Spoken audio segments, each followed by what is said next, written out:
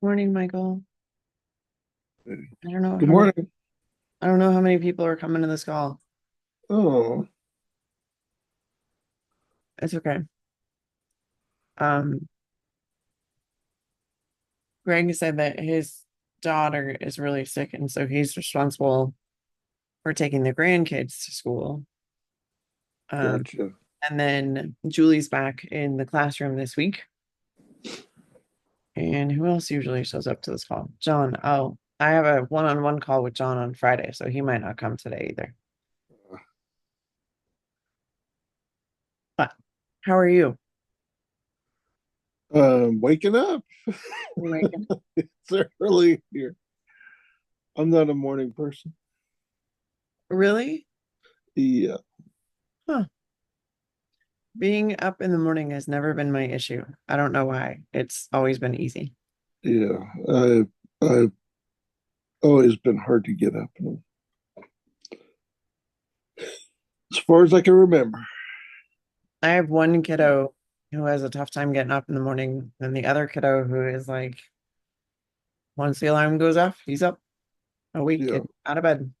that's good. So how's your time here in San Diego? Busy, Yeah, most overwhelmingly so. We flew in on Friday, and there was a bunch of flights that got canceled or delayed coming into yeah, San Diego on Friday because of the fog. right. And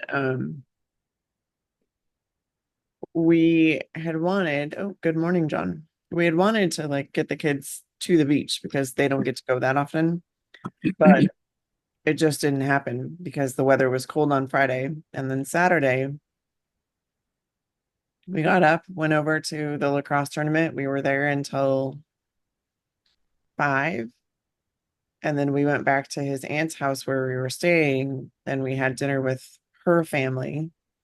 And then the next day, we were at the lacrosse tournament at 7 o'clock in the morning, and we were there until 3.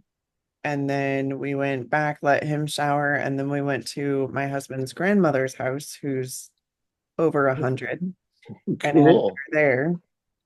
And then we drove back to his aunt's house where we were staying, and then we got up Monday morning and got breakfast, finished packing, cleaned up. I made the boys change the sheets on the beds they were staying in and that kind of stuff, and cleaned up and went to the airport. Uh-huh. So it was busy, but it was good to see everybody. His lacrosse team did pretty well, so that was good. Um, but those trips are always a little overwhelming. Yeah, it's so full. So quick. So, Yeah. John, what's new with you? Oh gosh, not a whole lot. Just got through the holidays and just trying to enjoy this new snow. The first real snow we've had here in Denver, I think, for a while. Um, I guess it's been about a month, probably, right? Yeah, We had snow. yeah, I guess you're right. Yeah, there was an earlier snow. That's true. But yeah, not really much going on. Just continue to work and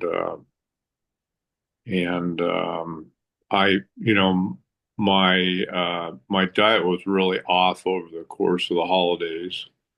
A little too much of sweets and the like, but I kept up my exercise routine and sleep and kept I think in the winter it's a little harder to consume water at the volume that I'd like to have. Tell me why you think that is. Um, I don't, not as not sure why. The cold, um, not as thirsty.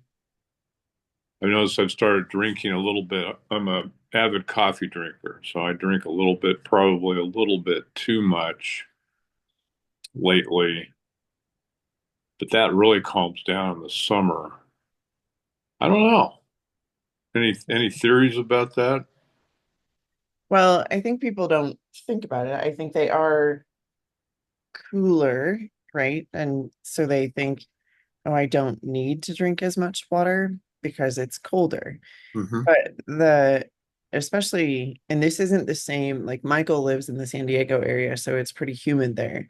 But Hmm. here in Denver, it's drier here in the winter than it is in the summer. And so you actually need more water, Hmm. Hmm. if not the Yeah. same amount.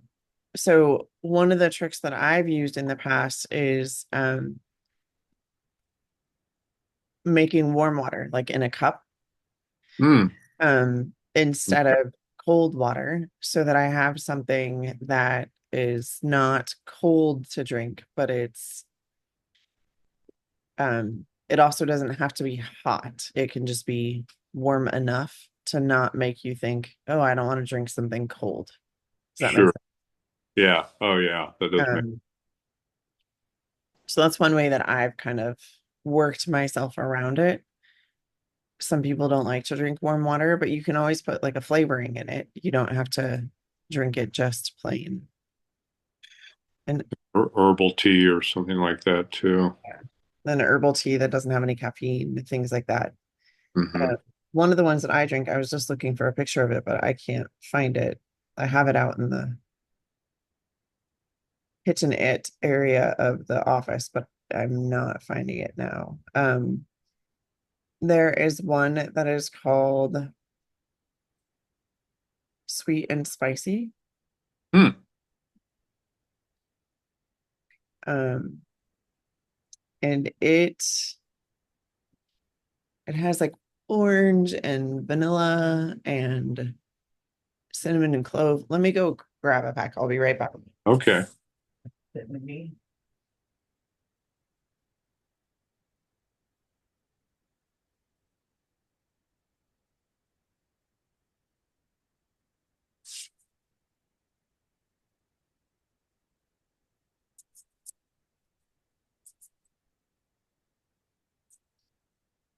So it's this one by Good Earth. Okay.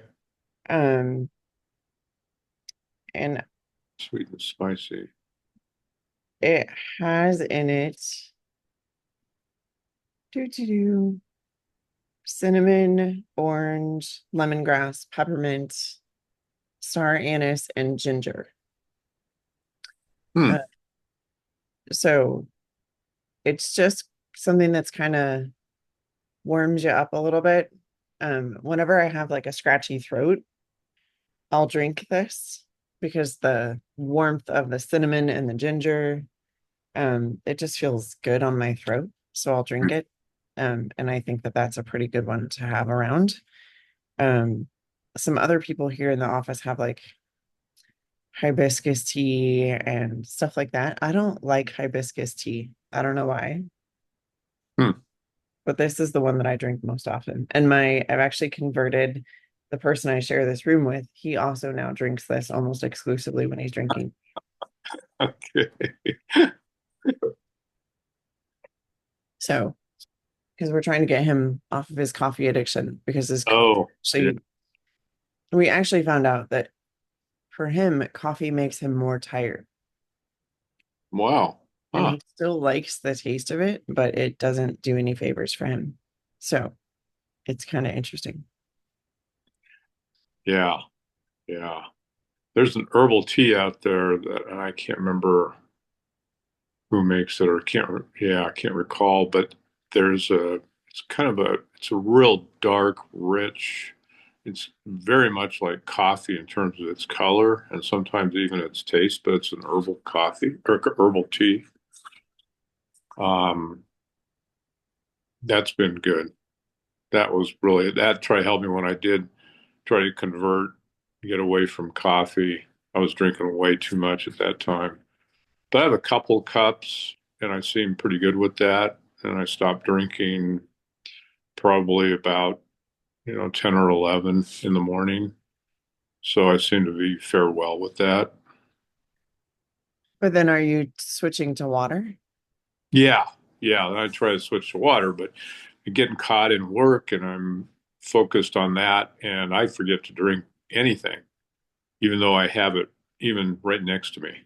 Interesting. Yeah. Well, one of the things that I've recommended for like my back pain patients is to set an alarm that goes off. Hmm. Uh, and the alarm basically says get up and move. And so your alarm could say, get up, move, drink some water.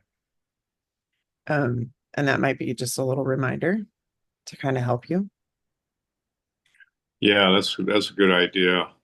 I got the watch that says get up. It's been sitting too long.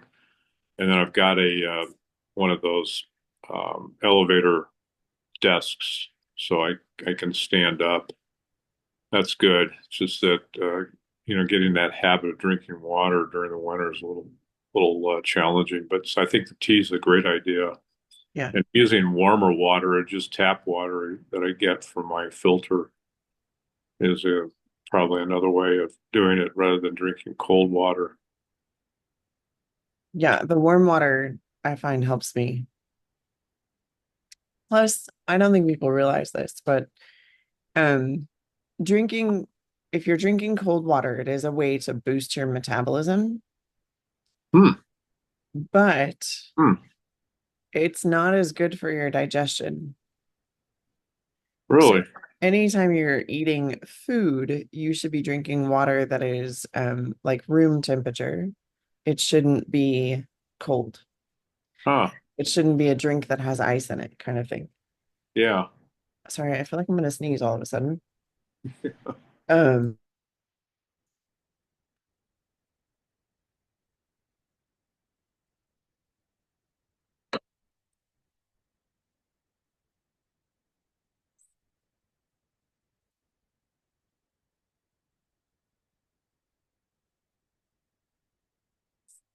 Sorry about that.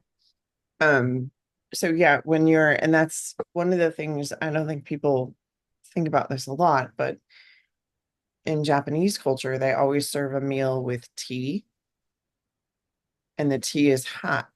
And it's hot because it doesn't change the way your body is digesting the food. Hmm. Whereas if you're drinking cold water, you actually decrease blood flow to the stomach, to the small intestine. And so Really? your body diverts attention away from digesting food. Ah. And there are, I No. think it's, I think one of my friends told me this that's Jewish. Um, they don't have like water on the table. There's a small cup that sits next to your plate, and it's somewhere between like 4 and 6 ounces.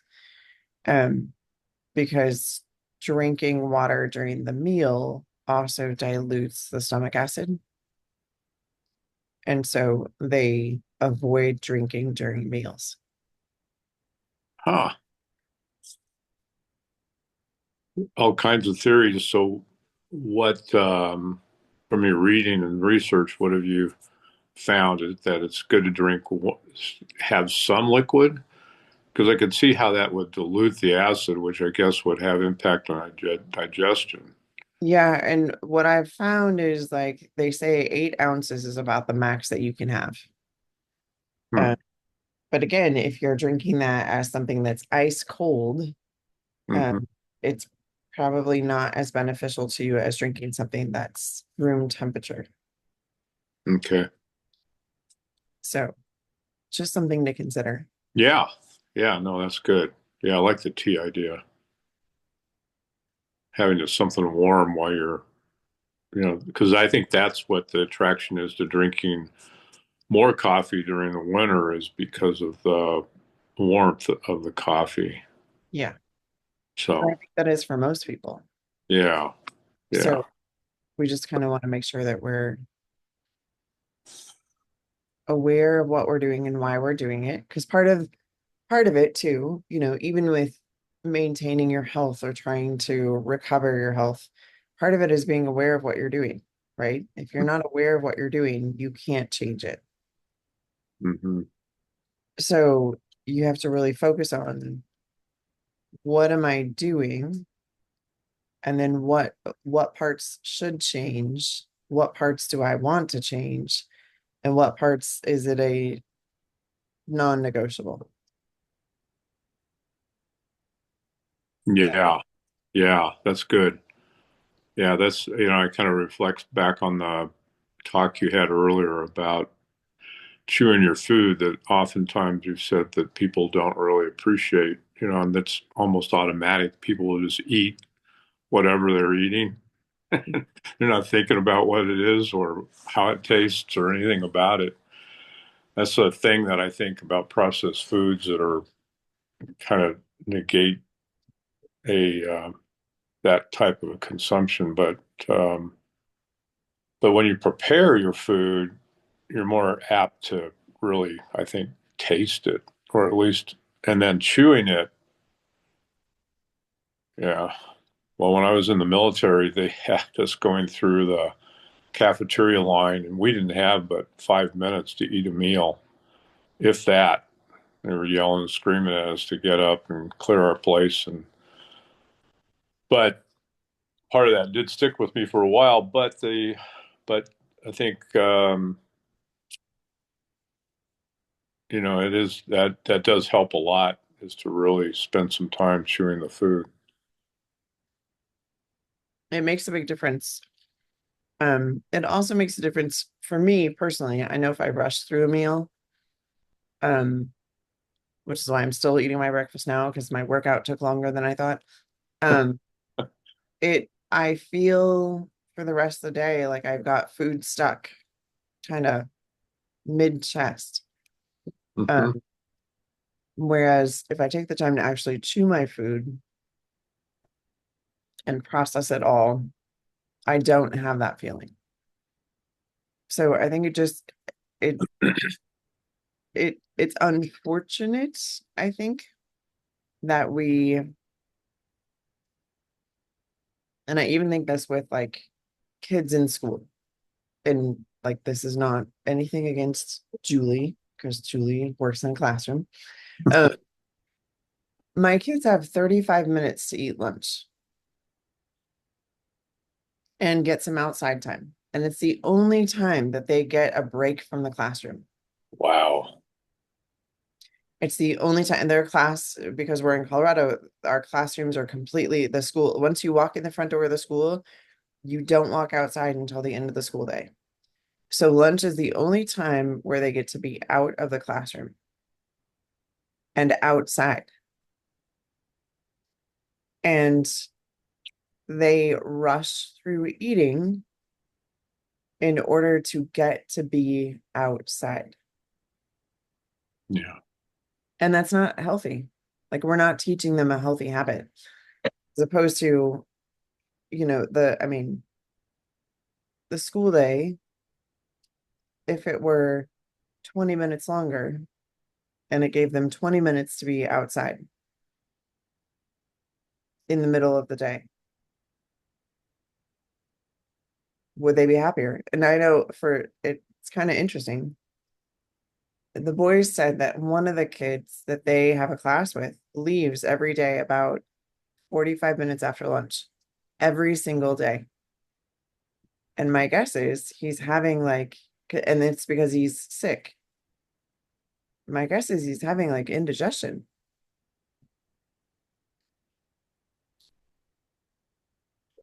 And Julie says, I actually had my daughter in homeschool co-op for 4 years just so she could have more freedom. She went back to a public school as an eighth grader, but loved it while it lasted. Yeah. And that's the thing is like I mean, even as adults, our bodies are designed to move. They're designed to move. They are not designed to be still. And we, at a very young age, stick kids in a classroom, in a desk, and tell them not to move, not to fidget, not to be distracting. Hmm. And then we give them a very brief period of time where, okay, if you eat quick enough, you can have outside time. If you don't eat fast enough, you can't have outside time. And so then we teach them to rush through eating a meal, which doesn't teach them to actually chew their food, appreciate the meal that's sitting in front of them, and make it through their day. We just teach them that they have to rush, rush, rush, rush, rush. And we start this pretty young, like first grade.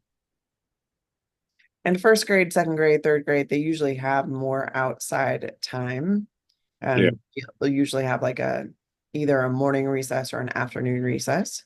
But by the time they hit fifth, sixth grade here in Colorado,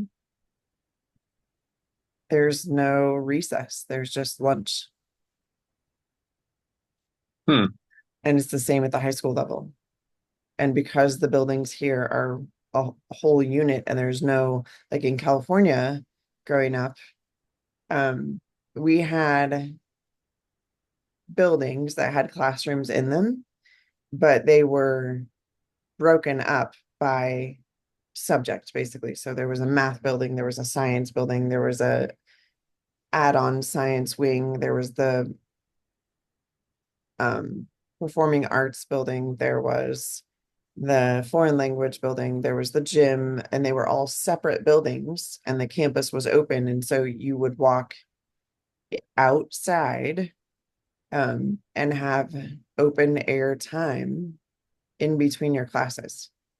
And it was only 8 minutes, but it was, I mean, I was looking at the passing periods for Arapahoe High School because the boys are going to high school next year.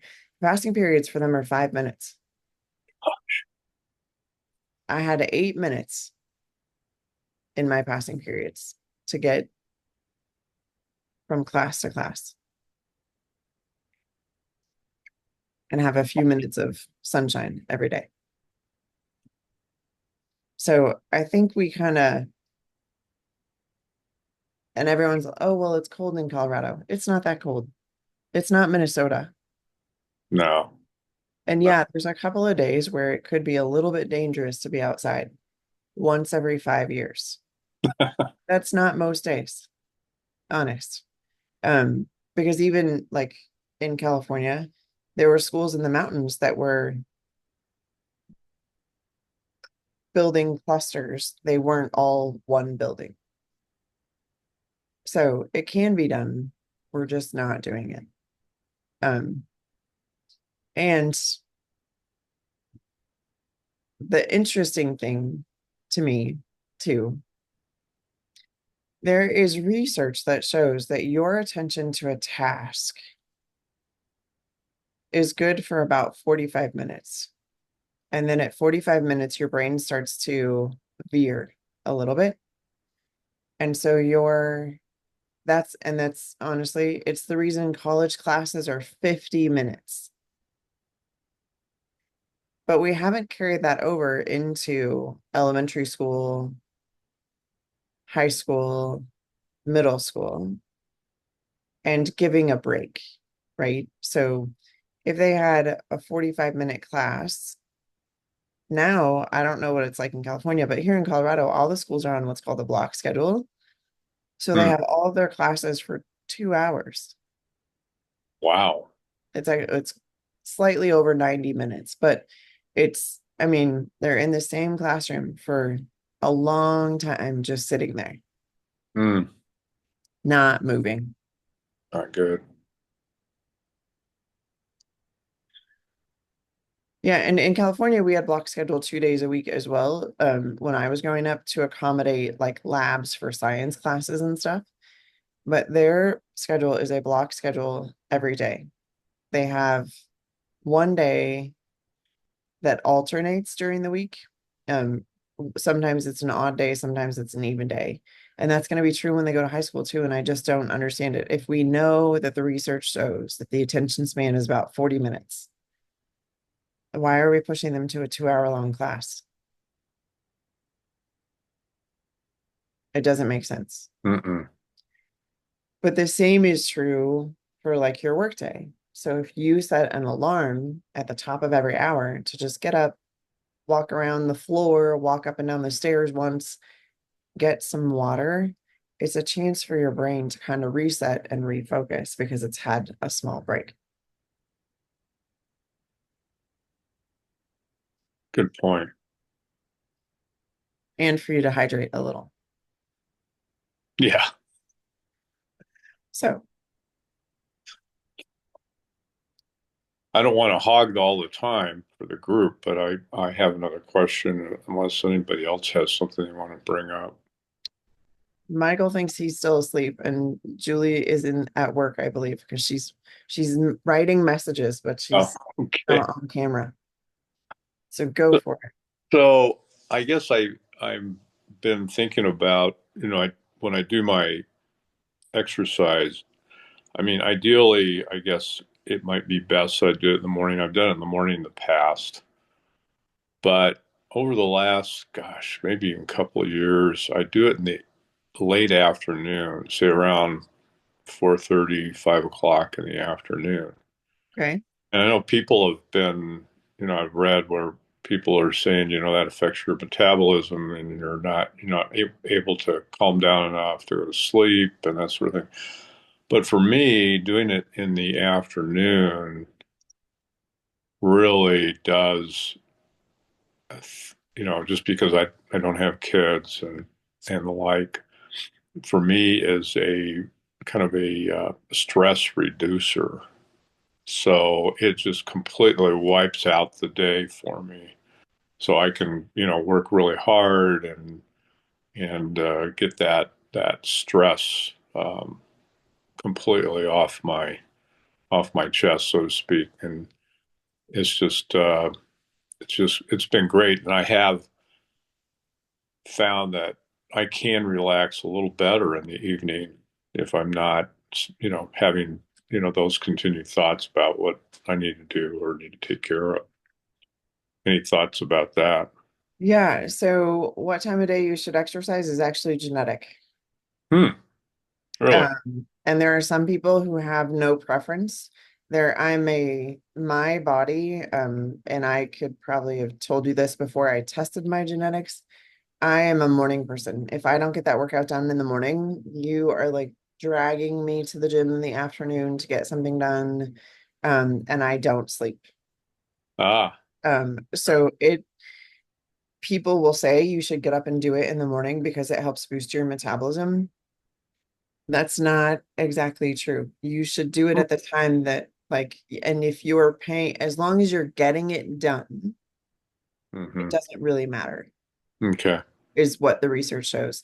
And actually, there's even some research that showed that people who um took 4 10 to 15 minute breaks throughout the day and did body weight exercises at their desk for 10 to 15 minutes throughout the day, Yeah. just as much gains as somebody who was going and doing a focused hour at the gym Ah, or really a focused hour of running. interesting. So it a lot of people say that it's not good for your metabolism to wait till the afternoon, but it really, whether or not you can calm back down and sleep is Hmm. partly genetic. Um, whether or not you get out of the workout what you need to is how much work you're willing to put in, and whether or not you're going to get the workout done, period, is the most important thing. Hmm. So, like for me, um, today I have and Monday, Wednesday, Friday, I work out with a group of adults. We swim. So I have that at noon. But if I had not gone to the gym this morning and lifted weights, it would not be getting done today. Because I can tell you that after that swim, and I've showered already this morning. I'm going to shower after I swim. To have to do it again today, it would not happen. Yeah, but It's yeah, going to happen. So there are things, and I don't sleep. We actually, over Christmas break with the kids, we were taking them to the gym in the evening. Um, and it was some of the worst sleep I've had all year. mm, Like I wear an Oura ring. I forgot to put it back on this morning, but um, and it tracks your heart rate overnight. It tracks how many times you move. It'll track your blood oxygen level, all that kind of stuff. yeah, I wear that when I sleep. And my Aura Ring scores over Christmas break with the boys working out at night, 4 nights out of the week, were in the 60s, where normally they're in the high 80s. Wow. So for me, it is a problem. I don't sleep, so I don't work out in the evenings if I can avoid it. Okay. Yeah.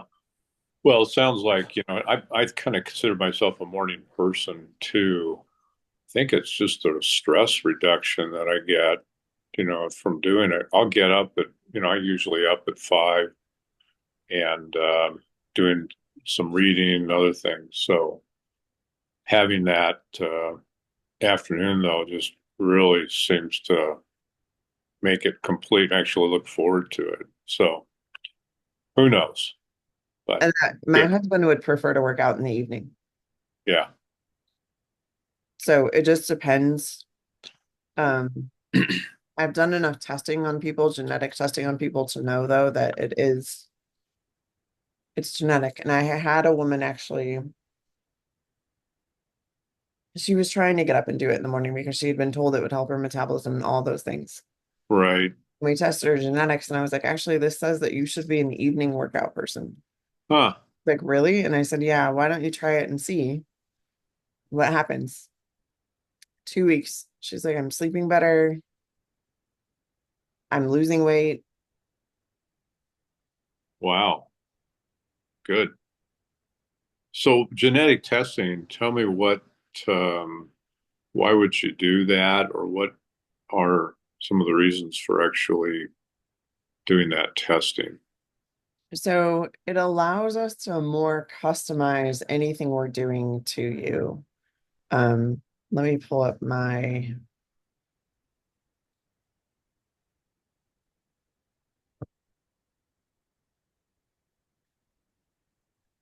and there are different reports that I'm using now because the company kind of consolidated some stuff, which is great. But let me just open this and show you.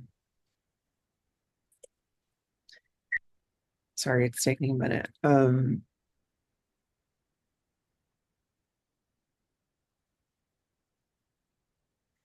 So this is my DNA report for the DNA health, and Uh-huh. it goes over different biological areas. So how well do you metabolize fat? Your methylation status, which is how well you clear inflammation out of your body. Detoxification status, how well your body can detox. Inflammation, how prone are you to inflammation and what you can do about it. Oxidative stress, bone health, insulin sensitivity. It gives you a summary, and then it breaks down every gene and what its impact is for you. Huh. Um, and this for me personally was a huge game changer. So I had been doing the program that I use for people to help restore their metabolism. I had been trying to use it and not having success. Huh. But all my clients were having success. And I was like, okay, I'm doing what I'm telling them to do. They're having success. Why am I not having success? And it really came down to this detoxification and the methylation status. Huh. My body is not very good at clearing out toxins on its own. So I have to do a ton of support for that. And I didn't know that. So that was actually when Huh. I started adding detoxification to the reset to help people lose weight. But it'll tell you, so the ApoE E2 genotype is present, increased risk for raised triglycerides, and therefore carbohydrate intake should be moderate Hmm. on the intake of complex carbohydrates only. So I shouldn't eat breads, crackers, that kind of stuff. Then it tells me that right there. And when I do it, I need to make sure that I'm very deliberate about it and I'm making a conscious decision about what I'm going to eat when I'm going to eat it. Does that Hmm. make sense? Yeah. Yeah. Yeah. Um, the methylation status stuff, it gives down here, because the COMT A allele ensure adequate intake of magnesium. And this is something that actually shows up low on my blood test a lot. So like, even though I'm taking 400 milligrams a day, it still shows up low on my blood test a lot. This MTHFD1 allele ensure adequate intake of choline-rich foods and supplement when necessary. I also need to take specific types of B vitamins, which are actually present in the VMG plus, which is great because I don't have to take it separate anymore. And then I need to limit my alcohol intake. So it gives things like that. The other tests that I often do with people, it's all combined into one. Um, is this one. And it again goes through all the genes, their impact, and then gives you what they are. So I have a low to moderate risk for obesity, low to moderate response to carbohydrates. So I need a high protein diet. A moderate response to saturated fats, monounsaturated fats, and polyunsaturated fats. I have a moderate response to exercise. So I have to work and work hard Huh. to make sure that if I'm eating in abundance, I get enough energy expenditure in order for my body to utilize everything I'm putting into it. I have a moderate sweet tooth. I have no ability to tell when my body is full. So I really have to focus Wow. on Okay. portion sizes. Circadian rhythms. This is the clock genotype part. So it says your genotype is not associated with an evening preference and is therefore a low priority area for me. But what this also means is that I do better when I work out in the morning. Hmm. When we see this pegged over to high, we know that person is going to not be a morning person. They're going to do better with exercise at night. This person may also do better with fasting in the morning. Those people are few and far between, Huh. but they do happen. And then it gives like what the ideal meal plan is, and then an explanation of how much exercise I need. I have done genetic testing on over 500 people. None of them need as much exercise as I do. Really? Wow. Um, and it gives met hours for that too. So like I need 24 met hours of high intensity exercise in order to stay lean. Golly. That equates out to about 7 hours of one of these activities a week. Wow. So I have to work hard to stay thin. Yeah. But Yeah. these two things together also gave me an appreciation for what was happening and what I needed to do. And also being able to say to my husband, I can't work out with you at night anymore. Like it's not helping me, it's hurting me. Um, and here it is genetically. Wow. That's amazing. The other test that shows up on the test that I'm using now is this part here. It's the DNA sport test. And it also talks about like my injury risk because I lack two different types of collagen is pretty high, so I have to take a collagen supplement.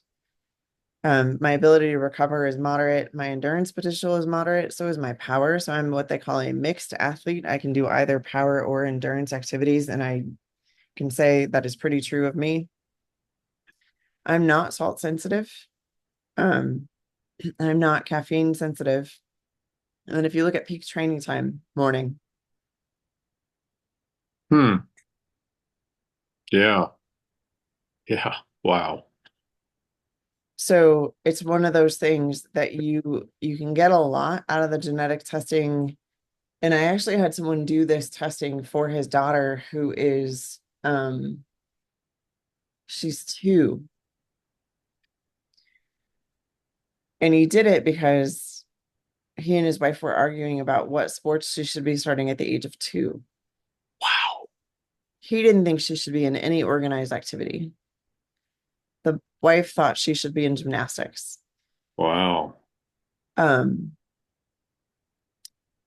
so we did the testing And there is some concern that as a gymnast, she may be over injured. So that's where doing this the younger the person is, the more benefit we can give to them long term. But even I had a guy who was in his 80s do this test, Yeah. and we changed his nutrition and his supplements based on the test. And he came off of his cholesterol medication, his Jardiance, Really? his metformin, his insulin, um, his beta blocker. He's Wow. no longer on his medication for gout either. Wow. Hasn't had a kidney stone in 3 years. Wow. He was getting 5 of them a year. That's amazing. So the genetic testing is just a way to more customize your plan for your health. That's all. Okay. Okay. Well, thank you for all that. I didn't mean to dominate here in the group, but we'll I've got to go. Got an 8 o'clock call. So Nice. thanks for the time. Appreciate it. Okay. Anybody else before I have to go have any questions?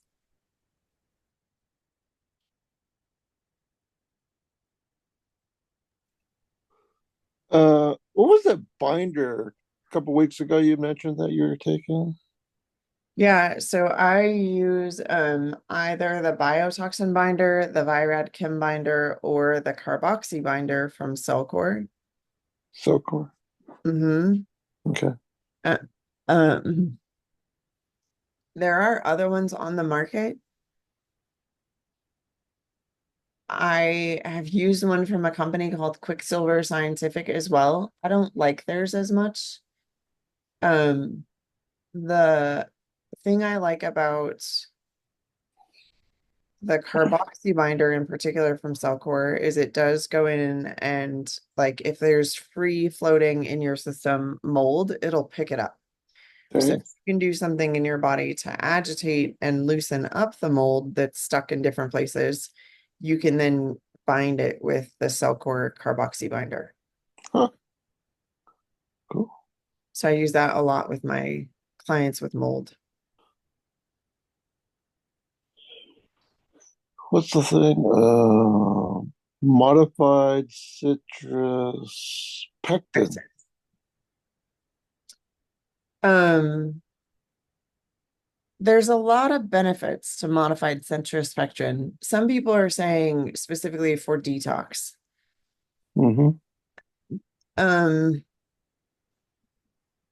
I don't know that it helps with detox because somebody asked me if they could use it as a detox for mold. Mm-hmm. I have not seen that specifically in the literature. And there's a guy, he does a lot with modified citrus pectin, and he has protocols even for helping with like oncology patients. Let me see if I can find his website really quick. Um, and he talks about it for overall health, but he does not talk about it for mold. Mm-hmm. And that is um his whole framework is detoxing the body Mm-hmm. and helping support the immune system. I've seen it mentioned for heavy metals.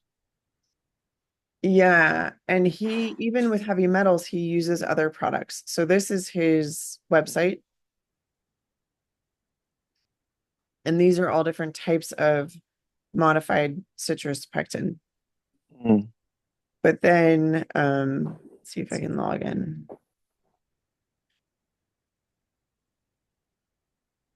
On the like on practitioner resources, when I go into here, Mm-hmm. the protocols,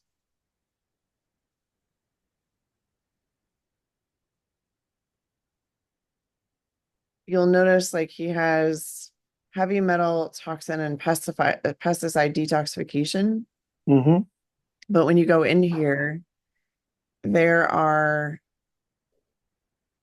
it's the pectin, but then you see this glyphosate gut detox binding formula, the liver detox formula, the fermented herbal probiotic, the botanically enhanced mushroom formula. So he's not using just modified citrus pectin Gotcha. because he knows it's not enough. Yeah.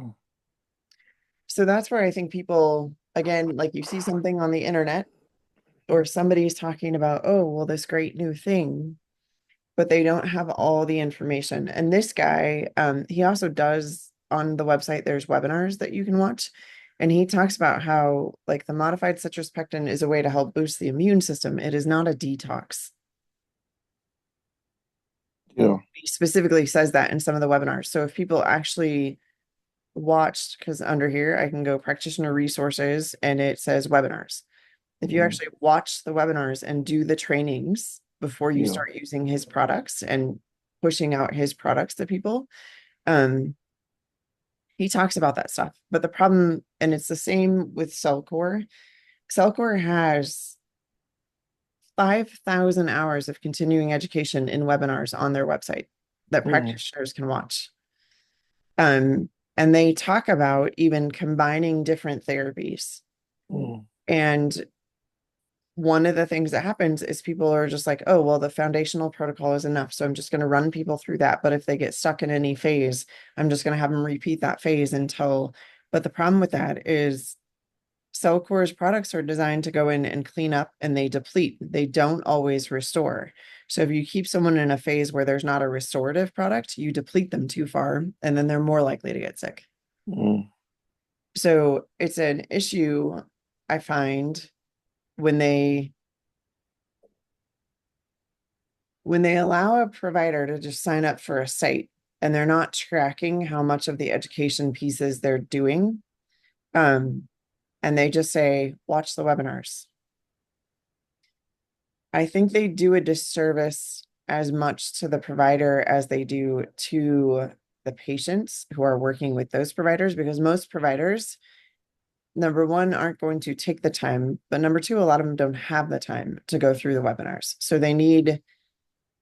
And one of the things I like about Cellcore is they do twice a month a live webinar. And you can register for the webinar and you can get CEUs towards your license for it. Oh, there you go. So I attend those because it's easier for me to say, this is a meeting that's on my calendar than it is for me to go try and find time to watch the 5,000 hours of continuing education on their website. But when I first started using their products, I absolutely went through, I think I did probably 1,000 hours of the education that was on there because I wanted to understand the products and what they were for. So it's similar with this. He has a lot of protocols here. He has product guidelines. He has all the research papers, different clinical pearls, product video guides, that kind of stuff. My guess is if I ask them how many people are actually watching the webinars, it would be like less than 1%. So would people say you can just use modified citrus pectin as a detox? It's not accurate.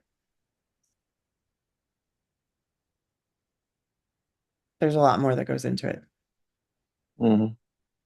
So that's where I would just be careful.